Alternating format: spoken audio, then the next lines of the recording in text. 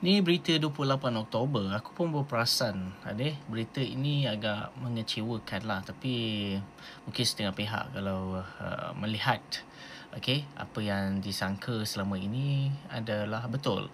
So guys, Assalamualaikum dan salam sejahtera kepada korang semua yang sudi menuntut saja simbang. Berdasarkan title ni, so korang maklum lah. Jom kita tengok paparan ini. Berita 28 Oktober 2025, PMX terima kunjungan hormat pengarah urusan IMF. So ini gambar-gambar dia. So kau boleh tengok lah yang baru-baru ni lah 28 itu. Dan Perdana Menteri Datuk Seri Anwar Ibrahim menerima kunjungan hormat pengarah urusan tabung kewangan. Bila kau dengar je pasal tabung kewangan antarabangsa IMF, Kristalina Georgieva sempena sidang kemuncak ASEAN ke-47.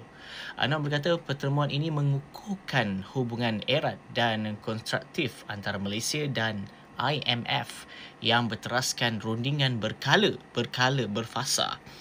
bantuan teknikal serta kerjasama dasar yang rapat. Perbincangan turut menyentuh isu keseimbangan semula perdagangan global, pengukuhan rangka keselamatan kewangan antarabangsa serta pelaksanaan reformasi fiskal di bawah kerangka ekonomi bandari. Katanya dalam hantaran di FB. Anwar berkata Malaysia kekal komited terhadap disiplin fiskal serta pertumbuhan ekonomi yang inklusif dan mampan dengan unjuran pertumbuhan antara 4% hingga 4.8% pada tahun 2025. Aku rajin dia baca ChatGPT. Senang kan? Hidup senang dengan ChatGPT. Mungkin ada di antara korang mungkin tak setuju lah. Tapi macam mana pun korang tetap Google juga. Dan orang-orang yang buat konten pun kat luar sana pun tetap Google juga kan? Jom, mungkin korang nak tahu apa itu IMF. So aku ada type dekat ChatGPT dan aku ada kelebihan dan kekurangan IMF yang perlu korang dengarkan. Jom kita tengok. IMF ialah singkatan bagi International Monetary Fund atau dalam bahasa Melayu tabung kewangan antarabangsa. IMF ditubuhkan untuk menstabilkan sistem kewangan antarabangsa, khususnya kadar pertukaran mata wang dan perdagangan global. Ia membantu negara-negara yang menghadapi masalah ekonomi seperti hutang, inflasi tinggi atau kekurangan rezerv mata wang asing.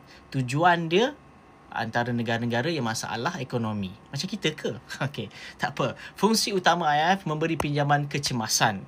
IMF memberikan pinjaman kepada negara yang mengalami krisis ekonomi, contohnya kejatuhan mata wang atau hutang negara meningkat. Kata mata wang negara kita kukuh. Ya ke? Tak apalah. Belum confirm lagi. Kita baca, continue. Tujuannya ialah menstabilkan ekonomi sementara negara itu melaksanakan pembaharuan ekonomi. Pemantauan ekonomi global, IMF memantau ekonomi semua negara-negara anggota, menilai kestabilan kewangan dan memberi amaran awal jika ada risiko krisis. Bantuan teknikal dan latihan. Ini dalam kenyataan tadi ada kan? Bantuan teknikal, membantu beri nasihat. Ini dia. Memberi nasihat tentang pengurusan kewangan, dasar fiskal dan dasar monetary kepada kerajaan. So IMF ni keanggotaannya mempunyai 190 plus negara anggota termasuk Malaysia. Setiap negara menyumbang dana kepada IMF. Jumlah sumbangan menentukan kuasa mengundi dan jumlah pinjaman yang boleh diperoleh. Contohnya peranan IMF semasa krisis kewangan Asia 1997, IMF memberikan pinjaman besar kepada negara seperti Thailand, Indonesia dan Korea Selatan untuk menstabilkan ekonomi mereka. So kelebihan IMF menyelamatkan negara daripada krisis kewangan. IMF memberi pinjaman kecemasan kepada negara menghadapi masalah ekonomi seperti kejatuhan mata wang, hutang tinggi atau defisit perdagangan. Contohnya, kita tahu tadi, dan menstabilkan ekonomi global. IMF bertindak seperti penjaga sistem kewangan dunia dengan memantau perkembangan ekonomi antarabangsa. Ia membantu mengelak krisis kewangan merebak dari satu negara ke negara lain. Okey, memberi bimbingan dan latihan teknikal. IMF menyediakan pakar ekonomi dan penasihat kewangan untuk membantu negara menguruskan bajet, cukai, kaedah faedah dan mata wang. Ini sangat membantu negara membangun yang kurang berpengalaman dalam dasar ekonomi moden. Menggalakkan kerjasama antarabangsa. Negara anggota boleh berkongsi maklumat dan bekerjasama dalam isu kewangan global melalui mesyuarat IMF. Oh, boleh ceritalah cerita rahsia-rahsia kita. Meningkatkan keyakinan pelabur asing kerana negara itu dianggap diawasi oleh IMF.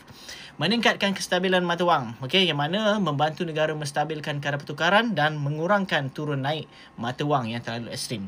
Jom kita tengok kekurangan IMF. Ini yang banyak orang bangkitkanlah. Syarat pinjaman yang ketat. Negara yang menerima pinjaman biasanya perlu ikut syarat ketat seperti potong subsidi kerajaan. Apa yang kita dah buat, dah nampak kan? Kurangkan perbelanjaan sosial. Maknanya kurang perbelanjaan dah sekarang ni. Naikkan cukai. Ini boleh membebankan rakyat, terutama golongan miskin kerana kos hidup meningkat. Campur tangan dalam dasar negara. IMF sering dituduh mencampuri urusan dalaman negara sebab mereka menetapkan bagaimana dasar ekonomi mesti diubah.